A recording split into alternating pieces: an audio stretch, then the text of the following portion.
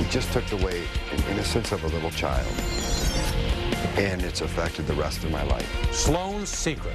A 7 Action News investigation reveals new allegations against the man named as a person of interest in the Oakland County Child Killer.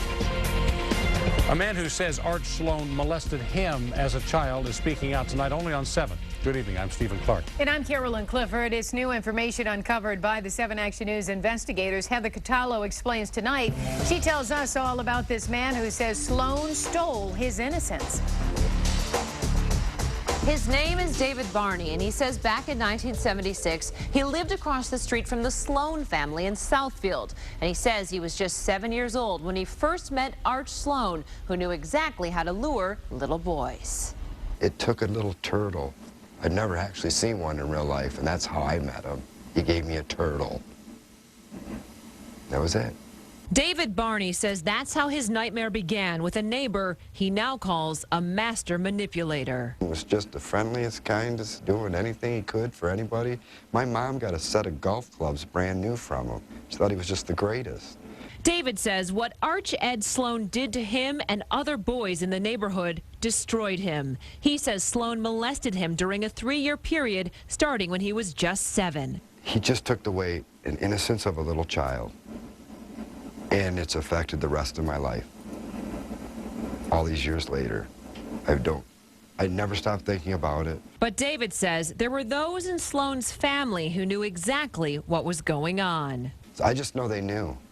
The mother knew, the father knew. They knew what he was doing. David says his parents let him go with Sloan on fishing trips, and he says Sloan loved to drive kids around with him in his 1966 Bonneville.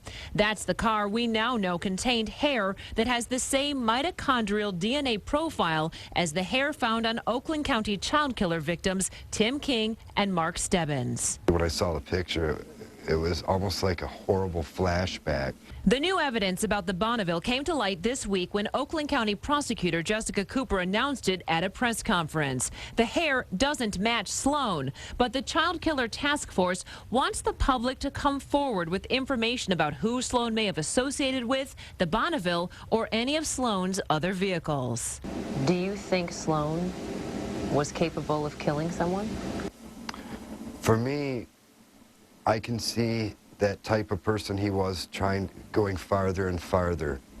David Barney says as a boy he never went to the police or told his parents because he was scared, but he plans to go talk to detectives now. And he says he wanted to come forward to us in the hopes of helping other sexual assault survivors. If you have any information about this investigation, please call 1-800-442-7766. I'm Heather Catallo, 7 Action News.